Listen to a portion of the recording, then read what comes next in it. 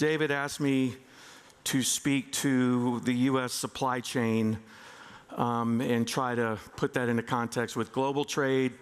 And of course, I'm a logistics warehouse guy, so I've got to tie it in to really finish off where we do our business, run our business, and that's in the industrial logistics space in the U.S.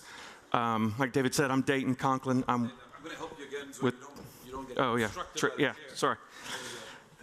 I'm with Clarion Partners based in Dallas, Texas. I'm a portfolio manager for our industrial fund there. I've been with Clarion for about 18 years. So I'm going to jump into this. And speaking to U.S. supply chain, I'm going to start kind of global and then dial in real quickly into the U.S. And then, as I said, talk a little bit about the logistics space right now. So the U.S. consumer is the largest, consumer of goods. That's the one beneficiary of our warehouse logistics businesses. The main driver is consumption, and in the U.S., we benefit from the U.S. consumer, who has always been a good consumer. As we know, good times or bad, we still consume.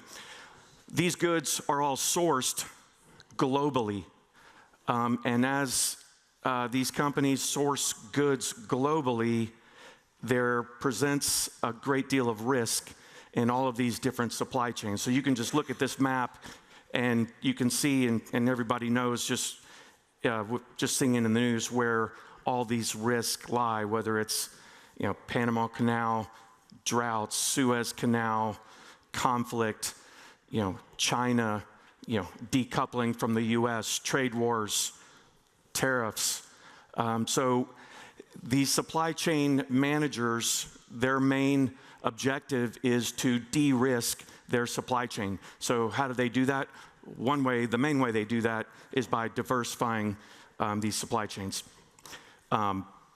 Multiple touch points and the ability to flex and move depending upon what's going on in the real world, real time. So here's what's happened lately in the shifting of global trade flows. The key takeaway here is, obviously, for the past 14 plus years, China has always been the most dominant exporter of goods into the U.S. That is now changing. Mexico has now overtaken China as our largest share of merchandise imports.